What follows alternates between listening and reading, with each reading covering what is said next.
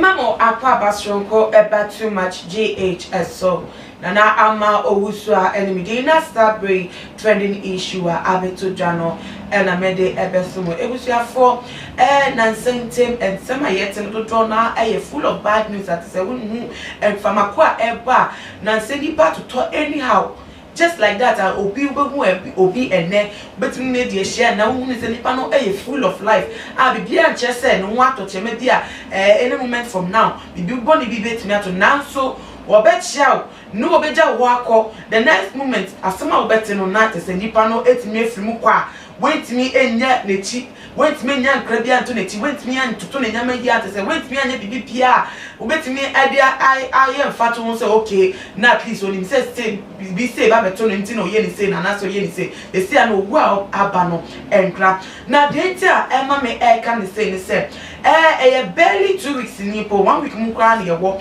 MP for Enfanceman constituency Mr. Echo Kwanza Hayford oto na nanom won said that is a conference for bonito ebe na wo fee campaign trial edi ni akire fia wo mu hia no kwan mu edi ni sa bono atese busafo so esi nkonya tena ase esusu na yie eyo ehun na se ye kan nsem kwa ye nkan bi na foforo so asa beto jade ma se ebusua se ade de otu se kofodo do na ehun na abehye wo mo ema because se ade de ebre eni ho ema wo bia na owu foforo abepiem say MP before one candidate parliamentary candidate bakwa wojina edi ama yape Kusaugu constituency no ewa Savannah region and the din na manfo do na edinim no Mr. Abu Kamara se sia de ni tia abeto dwa no chese papa yi ehia na kwinhia matese akwinhia ni mu no wetimi asendem kwa na according to reports no no akwinhia esi endra anajo ebra na wone ni campaign team member bi any ebiem to na for bako womo every NPP parliamentary candidate bako and the din ede Zakaria Yakubu nen mami eyo ase atese omo ye no ewo tamale datoyili abomu efi ho mo de wo mani akere fie na no na ehyen omo tim ka wo mo etim no kohia akwenhia eno enam soma wo mo ewu at the sport atese wo bi etimi anka agis akwenhia ne si ya na wo mo nyesa ni ha etimi eto ananom ewo ensedom na ensem no ebeto do no tumi se akoye eyaw kese edi ama amanyoko NPP a womo eto sinsia because as the eye yo no bi anka campaign mre elibra ba woko ano ede womo gina tese bibia sese nka bibia nko wano na womo campaign womo timi fa hyehe so na bibia ndi mu na afi womo etimi endi nkunu na womo timi tira ba mu biem no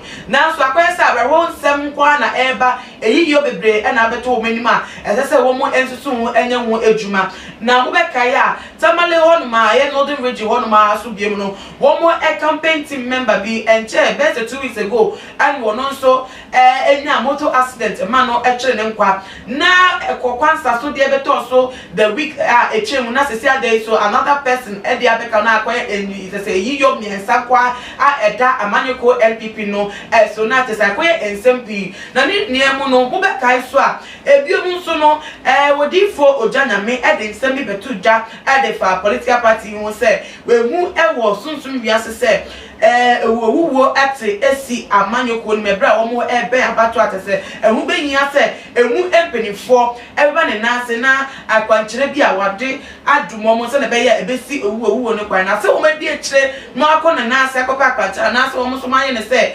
enkomhye de ebu se ankofo kasa bebre abedi fo na oba no enkomhye de bi omu hu eyewuwo ntuma fa ne normal so dia na no no ehu benyia pese sa bre so mo de nibre ebe kohye de ekoso enam so mo party members and I said one more enko chichua one more edi party nim no one more eshere one more enko ewo bre enwu ehia say emu na ni niemu no do say go for edi akwenhia we ehye say na driving here ebi wa over speeding any just ebi mu so na overtaking being opentem akodu fe and be asar onim say kwa no so da so na te opentem ti e nam so ama akwenhia na ba na so niemu no akwenhia si owuo abemu na wo hye enfoni ebeto dase no wo ka no esifa aya out me say na yasif mankasa eya brepo so e de eka na akwanhia yi besi po a ebi also metin na hye ekwan se ekwan nye ne mu no so no wo mo am ya manyofo enya wo mo enim na ye bom pa ye se de abesi ebusuafo a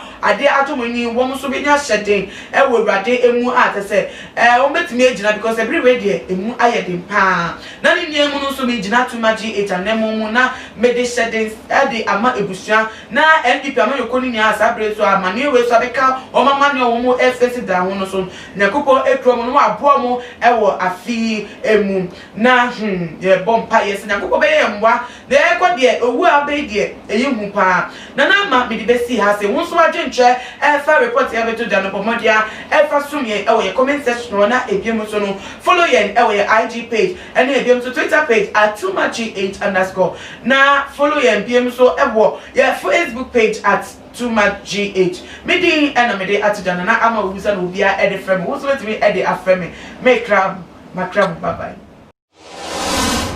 Too much GH. Me did akose Japan. E brepi am bese me TV. Me share too much GH.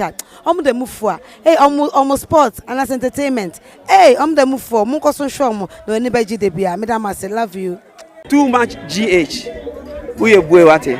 Shout out to your fans and everybody who is watching Too Much GH. Me de Isaiah Kodwampo. Obetun afem the great ampo. Mbrembren. Wonu me nka mo ni hwe Too Much GH. Too much yet, more too much. Na me so me I'm more fire. The major prophet kum chacha. On say me catch was say, bomoden na hwe too much GH. On say me kan ye nyane.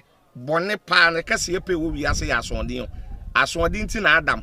Wo hu nyame ye no nyam no. Wo hu ne ma bi a wo hwehwehwehwe. E wo other place ni ade. Kat won. Na bomoden na be hwe too much GH. Beshe ne subscribe bomoden o beshe pe na wa ye subscribe o subscribe subscribe na subscribe na o subscribe a na wo benya ne yama papa a wo pe ahwe nyame hira na ura. Too much GH. Many have come and many have gone, but you are a great Kankambuka ability, worth being beheld by every optical nerves. That saith the papacy. Keep watching Too Much GH and you get the best of entertainment, the best of everything you want. My name is Ohima One. Keep watching Too Much GH. It's the best. Keep watching Too Much GH.